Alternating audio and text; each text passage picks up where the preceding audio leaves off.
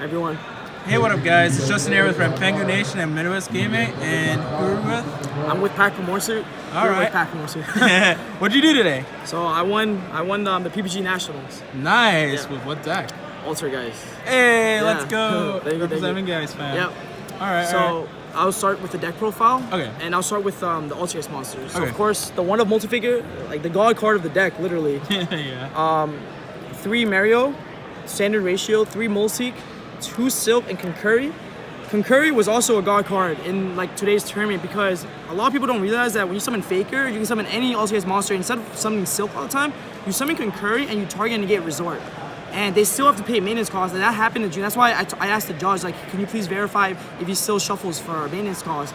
And the thing is, under that lets you crack down, that lets you like just target their spiral cards, because a lot of the spiral players think that they can just go tough, beat down. But in reality is, Concurry lets you prevent that, because you can also negate the attack with this too. So Concurry was really, really good, and I wouldn't cut it. Next, in terms of hand traps, I just play 3 Imperm and 3 Ash. This is, I feel like, the best ratio, because whenever I watch PPG streams, I noticed there was like a lot of Rogue, and like I didn't want to main deck Droll because it just like wouldn't be good against like the Mirror. It wouldn't be good against Guru. Like it wouldn't be good against like Mech Knight and Bulk. Like I just want cards that like will let me play against Rogue decks too, not just Spiral. So I'd rather side those cards, and I feel like I have a good going second even with these cards because of the spice. I'll show you guys later. More Altergeist spell and like engines, I would say, like 2 Protocol and then 2 Manifestation. I really like this ratio just because double Manny lets you kill, and it's an easy card to side out for going second, so you don't really have to worry about that. Yeah, I just like this ratio a lot. Playing it at 1 was always weird for me because whenever they Cosmic Cyclone it or like banish it, like it just really hurts. I know like there's a way like you can correctly like recycle this always, but Cosmic Cyclone is still like a main in people's deck. Like people still play that card, so I like double Manifestation. Oh, a thing about Manifestation, it has a second effect in the graveyard. You can banish it and add back your Protocol in the late game. So this card, or you can even add back another Manifestation because it says 1 Altergeist trap. So this card is really insane when you play that 2 because let's say you have no way to like revive your Altergeist monsters. You have 2 mana in the grave, just banish it, add the other one. And it's a trap, so you can chain it on their end phase. You can do whatever with it, so it's really good. And then, I mean, like 3 spoofing, this card is just insane. Like this card lets you dodge Galar, Imperm. It lets you like play around everything. Like they can ogre your like Marionetta and you just chain spoofing, so you don't like the card doesn't go to the grave and you just like plus from it. So they just go -1. Like spoofing is really good. Also shuffles your deck for Spiral. Yeah, so that's what happened against when I was playing against Ruben. So he would stack my deck right with drones, and then he'll be like, okay, we've called trap, and I immediately change spoofing for cost, which means I have to shuffle it. Even if he does ash it, I still would have to shuffle my deck, which means there's a higher chance he would miss, and that's exactly what happened. So he missed, and that allowed me to stay back in the game to just like build a board and like maintain my resources and just outgrind him. I mean, the next cards you play triple Solemn Judgment, triple Strike. I mean, I think these cards are just insane. Like Strike lets you play around Ash on your spoofing. Like it negates the inherent summon of like Phoenix, which is really important because when you're playing against Spiral, you don't want them to discard off Phoenix. So sometimes you just negate the inherent summon so they don't get the discard effect, because that's like really important. I mean, Judgment is just Judgment. You just need that card. It just negates literally everything. And then here's like the spice of the deck. You play 3 Crackdown. That card is insane. Like Crackdown on the master plan is like godly. In the finals, what I did was I had a Silk on board. I manied the Silk from the grave, and I revealed Faker, summoned Concurry from the Faker, negate the Resort, and then he normal Tough, and then I just bounced Tough right back up, and then he just passed. Like, but then the other play I did was I negated Resort with Concurry, then I cracked down his double Helix, and that was also game. Like, Crackdown is insane. So even though people might say like you can't target cards, there's ways to play around that, and it's just like Concurry is like the MVP, like I was saying. And the other spice is 3 evenly. So originally I was playing 2 evenly, but then Justin, of course, hooked it up, and then he basically said you should play 3 evenly match in the main, and I contemplated for a bit.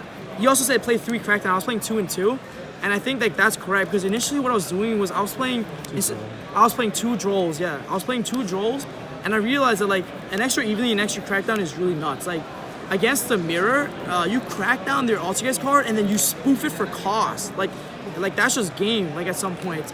So that's really insane. And then the real MVP of the deck, like the draw cards, that makes your deck basically like 35, I guess, is 2 duality and then 3 extravagance. Like these cards were never sided out. Like this was insane. Like if they stacked you with drones, extravagance lets you see it anyway. It doesn't matter what you stack. Like in the game 2 and 3, duality lets you see more cards. Like so these cards were just insane. Duality was particularly insane because of a side card, and so I'll like show that right after.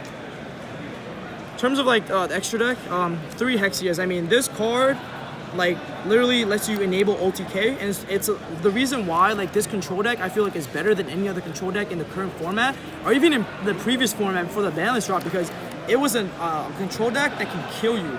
And I think like that's what people don't understand is like when you pass empty board against Altergeist, you're gonna die. There's so many combos, like I mean I can show that after, like where you can literally like kill someone, or like with Hexia. It's like really nuts. The other Altergeist extra deck card I play is Prime Banshee.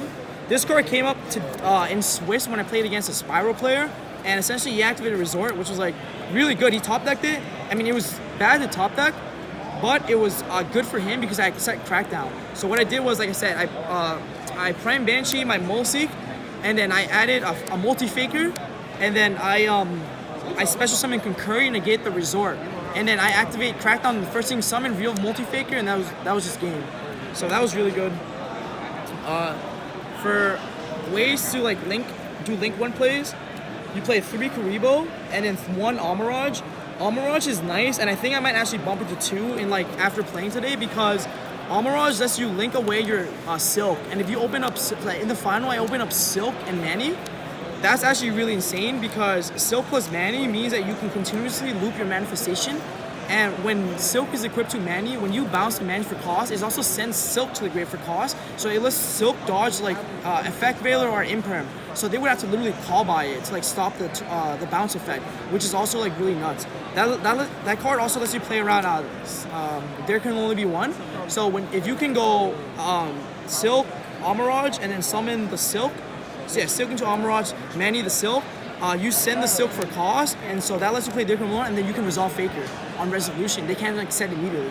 That's nuts. Also, like it's a fire, right? So it's a fire. You can make Hida. Yeah, that's the crazy part about this. So then the next, I guess, like link 2 or utility links for the Phoenix package, just Nightmare Phoenix. It did come up because Phoenix is nice. It points right up to Hexia, so you get a +1 from that. Or technically not +1, but you get a draw, so that's nice.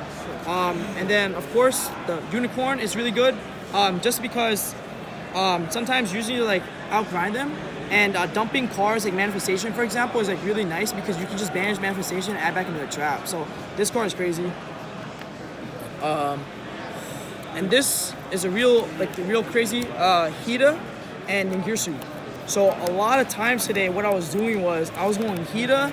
I took like Phoenix and I was just making Ningirsu to out like really crazy cards. Like I said, Avermax. What else? Like Avermax, Sleeper, like cards that like Big Endymion, like cards that I did that against Paul Cooper. Cards that literally said like you can't target this or destroy this. Like, and my deck has really time doing that. That's why you have to like do Concurry and negate Resort, because if I can't target your cards, it's really hard for me to like win the game. So like it's cool, like if they have Sleeper or Last Resort, yeah, and you nin away the Sleeper, it triggers and blows up the cards. Yeah. It's really so nice. Ning is crazy too because you can send. I'm pretty sure it says you can send any card on my field. You can send like trap cards. Yeah, so you can send my own trap card. It has a lot of synergies. Like you don't have to send this card away. I think that's like the misconception. I think in Striker you do it most of the time because you want your Striker. But in Geist at least, Ningirsu is nice because you don't send it to the grave. Like you send your trap card. You send like cards that are like dead. So that card's nice. And then here are my Link 4s. Morload. I did that today. I took someone's Avermax. That was like round 3. Avermax is, I mean, this is nice. This is a really good card. You can make this a bunch of ways. Joseph Singh actually has a combo on the YouTube channel, so like definitely go check that out. You can go Prime Banshee, Link Rebo, add Faker, set a trap, and have Avermax. And if you search Concurry, they literally can't attack you. Like you have a bounce, like you have a monster negate, it's over. And then Moral Sword, it came up today. There's an OTK someone with this. I spear mode someone, and then it comes back to me on the following turn. I linked it away, so it's really good. Spoiler, spear mode in the side. So spear mode is in the side. So I'll start off with like traps for the side deck. Today's event, I was really anticipating like a decent amount of pendulums. I was thinking it was more like 40% spiral, like 40% pendulums, and 20% rogue. And I don't think a lot of people are going to play control decks because, but I still have to respect the matchup because, like Geist is a real deck. So I put in 2 warning because pendulum can play Denko, and if you don't respect the Denko, you just like lose. I mean, if you don't open the warning and the judgment to like counter the Denko, you're gonna have to shotgun the protocol into the Faker Silk in standby phase, which is still really good, but you never want to shotgun Faker. Like a lot of like good Geist players I've watched and like learned from, like they shotgun it, or they don't shotgun it, they use it at the end phase, and then they summon the Mulseek, because a lot of people overvalue the Silk play, and that sometimes you just die over that. So the correct play that I think is like the most value is always resolving Faker on the end phase of your opponent's turn, and then you can trigger Faker again on your turn with Marionetter. Because when you link away the Mulseek and the Faker, you search Marionetter, and now you automatically have a Hexia. And if they pass empty board and they have like, let's say you think they have an evenly, that doesn't even matter because they realize that Hexia negates spell and trap, so that's really good. And then of course against Spiral today, you have to respect that deck. Like it's nuts, it's like insane. I played 3 spear mode, and this is Justin's tech. He told me about this last minute. I literally was writing my deck list and I was like, yo, I think I like Nibiru, and he's like, no, you should play spear mode. Because, and I really thought about that because I'm like, nah, Nibiru's been crazy to me. But I realized that a lot of players, Spiral players, were full combo after getting Nibiru. Like, that deck is crazy. Like, I Nibiru someone, it's like they full combo sleeper Appaloosa. I'm like, damn, like, I just did nothing. Lost a card. So spear mode is insane because you can't really play around it. Like, I mean, you could, but you end on Appaloosa sleeper, they just did evenly. So it's just like, it's like playing around both is like insane, and you have to like mind game like what am I gonna see, and of course you have to respect the Spiral matchup again. 3 draw. I decided 3 draw instead of like 2 because Pendulum, like I said, I thought Pendulum was gonna be heavy glove represented today. Like you draw Pendulum, I drew Paul Cooper today, he passed, or yesterday. Like you draw like Spiral, they pass, they can't abuse Master Plan. Like Joel is just like really good. What else? Next, against the Mirror or like other control decks, or even against combo, technically for going first you can put in 3 border. Border is crazy just because like in the Mirror, like whoever gets to a monster literally wins. It sucks, but that's like the harsh reality of it. So you need Inspector Border. The thing with Inspector Border too is like they just can't activate like cards, like they can't literally attempt to activate effects, and they have to like go neg. Like Spiral would have to make a link rebuild and they get 1 effect, and they literally would have to like normal, like they would have to like normal or tough because they can't Magician Soul Special. Like they would have to go like, even if they call Sleeper correctly, the second effect triggers on a new chain which doesn't activate because you can only get 1 effect. So Border is really crazy. I realized that I don't side as much as I used to just because most of the time I like lose the dice roll, and actually no, so I won 3 dice roll in Swiss, and yeah, I mean it's okay, like it's good, and I probably would keep playing it. Like you can just play Border Control. Enough said. Penguin Tops helps you win the Mirror, helps you win control decks, win against Screw. Yeah, it's basically your 4th Inspector Border. Like it's just always a +1. You get 2 cards with this always. And then of course respect the back row decks like Heavy Stonebuster, just like standard. Like you have to respect back row. So. Any shoutouts?